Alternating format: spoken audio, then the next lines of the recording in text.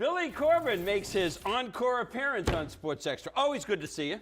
I think my last time here was like 7 years ago. It was that long? It was like the Part 1, I think. You've accomplished a lot. I don't know if you're making the place painted, I see. Films or documentaries or exposés. What is the genre that you make? We call our genre pop docs. Pop docs. Pop docs. They tend to be a little bit pulpier, a little more pop culture centric than your more traditional documentaries. I think Screwball certainly qualifies. People all around South Florida saying that now out loud. Pop docs, that's good. Everybody. Rolls out. Oh, I just heard everybody say it. You're right.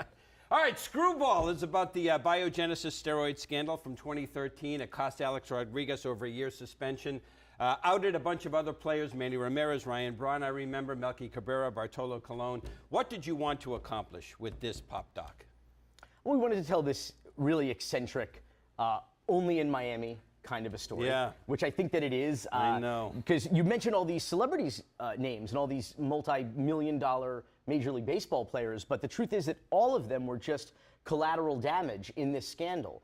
Ultimately, what this comes down to, and why we took the approach that we did to it, which is more of a Elmore Leonard, Carl Hyacin, Coen Brothers-esque kind of an approach of Florida effery, if you will. We are freebasing Florida effery in this documentary, but it's really what it comes down to is essentially the career of the highest paid baseball player in history ended over a $4,000 debt between a cocaine-addicted fake doctor and his fake tan-addicted steroid patient.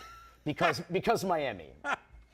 Man, you're good. You know, the film makes A-Rod look really bad. Has there been any A-Rod? I don't think the film makes A-Rod look really bad. A-Rod makes himself look bad in your film. Has there been any A-Rod backlash? And you did tell a story to me before we came on about a conversation that you had with him.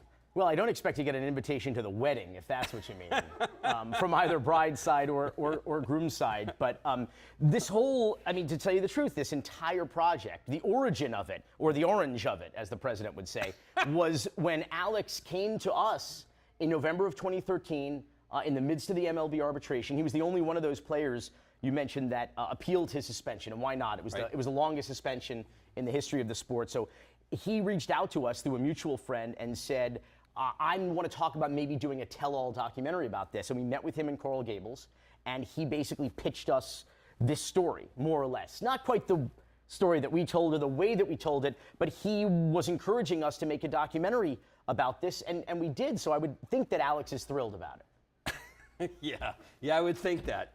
All right, let's talk about the fake doctor in the film, Anthony Bosch. He was dispensing the steroids. How did you get him to spill to you?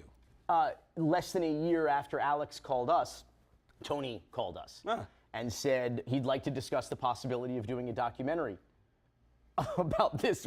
I swear to God, Alfred Spellman, my producing partner, says that when you get released from prison in Florida, your first call's to your mother, your second call's to us at Raconteur about telling your story. So that's actually what happened. So Tony called us, and we met with him about doing a documentary. And then several months after that, I got an email from a mutual friend that Porter Fisher, the whistleblower, who had stolen the documents and turned them over to the New Times, that he wanted to talk to us about doing a documentary.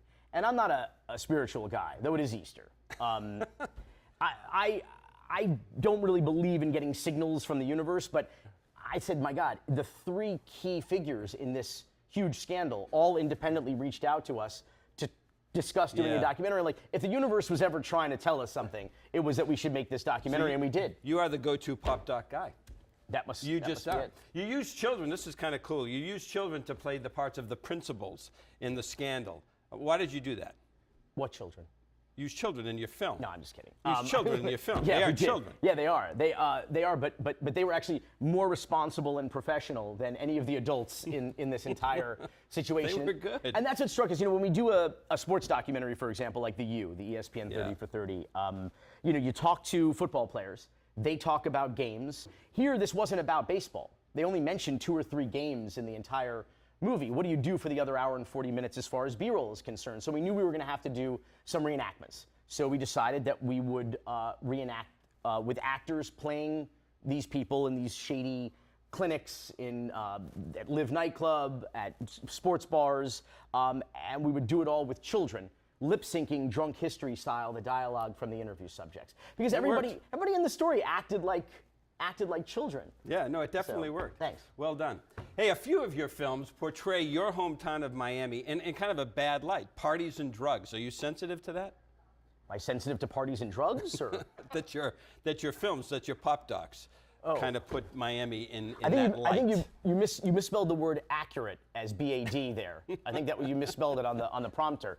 In an accurate light. We're definitely in a world where I think people are averse to the truth. They think that if you're telling the truth that you're a hater or whatever. We just tell it like it is. Can I tell you something? For better or worse. We do that in the news too. Absolutely. Absolutely. And I will tell you, you're right. I hear from more people who attend the University of Miami because they saw the You documentaries, or people who come and visit Miami because they saw Cocaine Cowboys, than anyone who saw some tourism film or anything like that. And we're just trying to make A-Rod great again. MAGA, Steve. We're running out of time. How can people see Screwball? You can go to iTunes, Amazon, Vudu, Microsoft, Google, Redbox. I mean, anywhere where you stream stuff. But I mean, iTunes, I guess, and Amazon are the main ones. We're all glad that you're doing so well. Thank you. The great Billy Corben. Watch Screwball wherever you can find it. It's all over the place. Thanks, Bill. Thank you.